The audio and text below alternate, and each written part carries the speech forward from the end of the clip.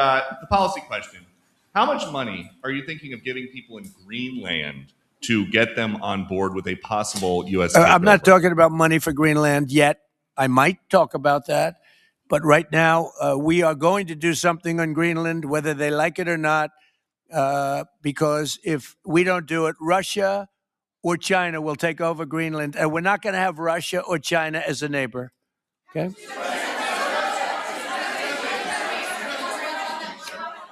I would like to make a deal, the easy way, but if we don't do it the easy way, we're going to do it the hard way. And I'm a man, and by the way, I'm a fan of Denmark too. I have to tell you, and they've been very nice to me. I'm a big fan, but the fact that they had a boat land there 500 years ago doesn't mean that they own the land. I'm sure we had lots of boats go there also, but we need that because if you take a look outside of Greenland right now, there are Russian destroyers, there are Chinese destroyers and bigger, there are Russian submarines all over the place. We're not going to have Russia or China occupy Greenland, and that's what they're going to do if we don't. So we're going to be doing something with Greenland, either the nice way or the more difficult way. You're meeting with Machado next week. If she gives you her Nobel Peace Prize, will that change your view about her running that country? Well, I have to speak to her. I'm going to have to speak to her. She might be involved in some aspect of it. I will have to speak to her. I think it's very nice that she wants to come in, and that's what I understand the reason is, because Norway is very embarrassed by what took place. I mean, they're getting decimated. Look, whether people like Trump or don't like Trump, I settled 8 wars, big ones, some going on for 36 years, 32 years, 31 years, 28 years, 25 years, some just getting ready to start, like India and Pakistan, where already 8 jets were shot out of the air. And I got it done in rapid order without nuclear weapons. I can't think of anybody in history that should get the Nobel Prize more than me, and I don't want to be bragging. I see the American flag lapel pin. What is the other lapel pin on Somebody your jacket? gave me this. You know what that is? That's called a happy Trump. And considering the fact that I'm never happy, I'm never satisfied, I will never be satisfied until we make America great again, but we're getting pretty close, I'll tell you what. This is called a happy Trump. Somebody gave it to me, I put it on. Well, Cuba's in bad shape. Cuba relied on Venezuela for oil and for money, and nobody really knows what's going to happen with Cuba. They're doing very poorly. They're really third world all the way, and we have a lot of great Cuban Americans. And I would say Marco fits very solidly into that category. And I might ask you to say a few words about, we were discussing it before, Cuba is a very different, they don't have energy, they don't have oil, but they would live off of the oil from Venezuela. And what they do have is very strong people and very powerful people militarily. And they would protect the people running Venezuela, and they would take in a lot of money from Venezuela. Now they don't have that. They won't be taking in any money. So, Marco, what do you think? Well, I mean, the fundamental problem in Cuba is that it's run by incompetent people that don't know what an economy looks like, much less a functioning one. They've made a choice, and that is they would rather have political control over the people than they would have an economy that functions. And they've gotten away with it for 60-something years because they've had donors, the Soviet Union, and now most recently Venezuela. But that's now gone. So the people in control in Cuba have a choice to make. They can either have a real country with a real economy where their people can prosper, or they can continue with their failing dictatorship that's going to lead to systemic and societal collapse. So it's a very stark and dramatic choice, and it's one we hope to make the right one. We don't have an interest in a destabilized Cuba, but that would be their fault because they refuse to allow the people of Cuba to have either economic or political freedom for that matter. And you have a lot of people in this country that want to go back to Cuba and help Cuba. A lot of people have left, they came in penniless, they didn't have anything, and they've become very rich people in our country, and they want to very much go back and help Cuba. So that's something that Cuba has that a lot of other places don't have. What we've seen in the last week is leadership matters and credibility matters. Venezuelan oil has been sanctioned for many years, and the oil just flew, those sanctions were not enforced. That oil just floated out to trafficked by bad actors of the world. The resources weren't gone to a central place. The corruption and decline of Venezuela has been a crisis for the people of Venezuela. And as Secretary Rubio said, massive spillover effects in the United States. in crime, in drugs, in kidnappings, and in taking a huge resource base and making it not exploited, not developed. The whole world is a poorer, less opportunity-rich place because of that. When you have materials underground, they've been underground for 1 million years. That does not make them a resource. That does not make them valuable for your country, your people, or the world. They only become a resource with technology, with capital, with rule of law, and a system of governance that encourages the harvesting of those resources to make the better world. And we see here the dramatic contrast between the United States, which may have less oil underground than Venezuela. We have 20 times the production of Venezuela, 20 times the impact of human betterment, massively better quality of living here in the United States. That was at risk under the last administration. We've seen a lot of attacks on the energy that makes the world go round. President Trump's election has removed those risks, has embraced reality about how the world is energized, and we are at record production of oil in the United States, record production in natural gas in the United States. We've seen a meaningful decline in gasoline prices, diesel prices, travel prices because of jet fuel. And now President Trump is taking the genius of a different way to try to solve a 25-year festering problem in Venezuela, that all the traditional things have not worked. But ordering both a tremendous military operation to remove the heads of a criminal organization masquerading as a government, and then to use the power of our military, not to fire bullets, but to stop the flow of Venezuelan oil to the world, immediately gave us leverage over the interim authorities in Venezuela and has allowed us to be in this position today where the actions of this government can massively improve Venezuela for the better, and the bigger impact is to massively improve the quality of life, affordability, safety, and security of the United States. Thank you, Mr. President. And I think this is a reminder that everything this president does, everything President Trump does, is with the American people in mind. It was not in the national interest or national security of the United States and of our people to have in our own hemisphere a country, not just with vast energy reserves, but controlled by an indicted narco-trafficker who flooded our country with illegal immigration, including drug gang members, openly cooperated with drug gangs, and by the way, stole the wealth of that country to fund a repressive regime and also benefit adversaries such as Iran. All of that is now changing.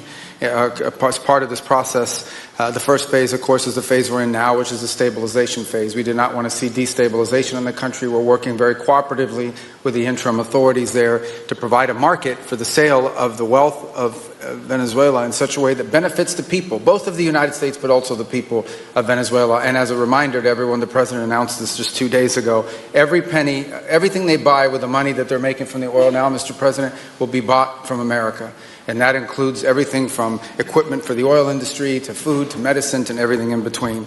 The second will be a phase of recovery, and then some of these phases will overlap, and that is to have a normal economy again where the money goes to the benefit of people, not the benefit of our adversaries or the benefit of elements in that country and around the world that are against our interests, at the same time as a process of reconciliation has to happen internally among the different sectors of society and politics and the like. And finally, the third phase, which is the most important of the three, is when the country fully transitions into a normal country that we have strong economic and diplomatic and relations with, that is friendly towards the United States, that's not a foothold for our adversaries, that serves our interests, but also the interests of the people. It'll be a country that is wealthy, a country that is prosperous for the people, not for a handful of criminals, but also a country that is supportive of our interests in the region and throughout the world. And we thank you, Mr. President, and the team you've assembled that have brought us to this point. A lot of work remains, important work, but this is historic. As a Marine Corps veteran for my entire lifetime, presidents, and let's be honest, they were Democrats and Republicans, would send the American military to far-off places. They would get us involved in these endless quagmires. They would lose hundreds or thousands of American lives, and the American people would get nothing out of these misadventures. And now you have an American president who's empowered the American military to stop the flow of drugs into our country and to ensure that we, as opposed to our adversaries, control one of the great energy reserves that exist anywhere in the entire world. And he did it without losing a single American life in the process. It was an amazing operation. It's going to make our country richer. It's going to make our country more powerful. It's going to make our country safer. And it's going to lead to the further decline of drug overdose deaths in the United States of America. an amazing thing, and I'm happy to be here to talk about how we can make it an even bigger and better operation for the American people. Thank you, sir. The plan is for them to spend, meaning our giant oil companies will be spending at least $100 billion of their money, not the government's money. They don't need government money. But they need government protection and need government security that when they spend all this money, it's going to be there so they get their money back and make a very nice return. The plan is for them to spend at least $100 billion to rebuild the capacity and the infrastructure necessary. Venezuela has also agreed that the United States will immediately begin refining and selling up to 50 million barrels of Venezuelan crude oil, which will continue indefinitely. Decades ago, the United States built Venezuela's oil industry at tremendous expense with American skill, technology, know-how, and dollars. But those assets were stolen from us, and we had presidents who did nothing about it. This president is much different than your other presidents. They did nothing about it. They stole it. Some of the people in this room were a little bit younger when that happened, but not that much younger. It wasn't that long ago.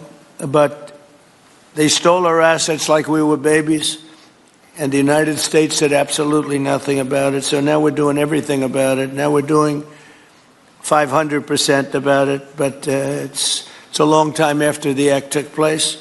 So they stole from us, and it was taken by socialists and communists at the time, and Venezuela was going bad, really bad.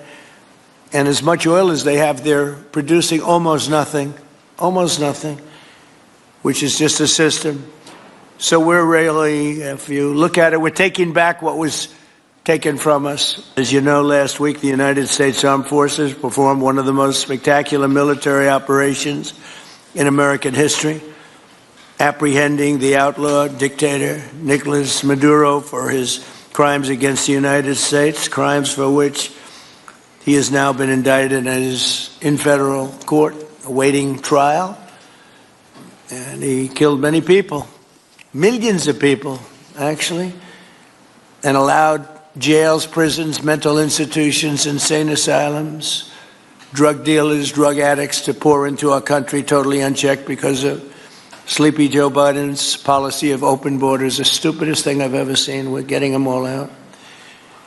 The departure of Maduro makes it possible an incredible future for both nations, Venezuela and the United States, in which we will more closely integrate the economies of two major energy powers in the Western Hemisphere. Energy coming out of Venezuela was very small. One of the things the United States gets out of this will be even lower energy prices. So we're going to discuss how these great American companies can help rapidly rebuild Venezuela's dilapidated oil industry and bring millions of barrels of oil production to benefit the United States, the people of Venezuela, and the entire world. And yesterday, the number is 30 million barrels. I can't even, is that a correct number? 30 million barrels. You hear that, Peter? Of oil was given to us by Venezuela. That's a lot of oil. It's about $4 billion worth, and it's on its way to the United States right now. And we want to thank Venezuela for that.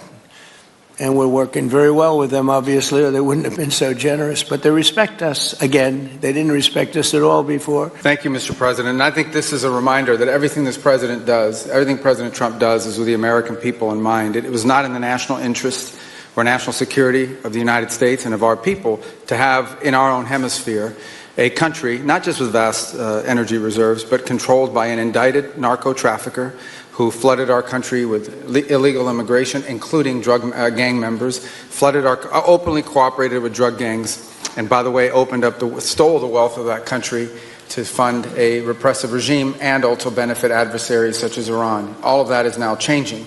as part of this process. The first phase, of course, is the phase we're in now, which is the stabilization phase. We do not want to see destabilization in the country. We're working very cooperatively with the interim authorities there to provide a market for the sale of the wealth of Venezuela in such a way that benefits the people, both of the United States, but also the people of Venezuela. And as a reminder to everyone, the President announced this just 2 days ago. Every penny, everything they buy with the money that they're making from the oil now, Mr. President, will be bought from America. And that includes everything from equipment for the oil industry to food to medicine and everything in between. The second will be a phase of recovery, and then some of these phases will interlap, and that is to have a normal economy again where the money goes to the benefit of people, not the benefit of our adversaries or the benefit of elements in that country and around the world that are against our interests, at the same time as a process of reconciliation has to happen internally among the different sectors of society and politics and the like. And finally, the third phase, which is the most important of the three, is when the country fully transitions into a normal country that we have strong economic and diplomatic and relations with, that is friendly towards the United States, that's not a foothold for our adversaries, that serves our interests, but also the interests of the people. It'll be a country that is wealthy, a country that is prosperous for the people, not for a handful of criminals, but also a country that is supportive of our interests in the region and throughout the world. And we thank you, Mr. President, and the team you've assembled that have brought us to this point. A lot of work remains, important work, but this is historic.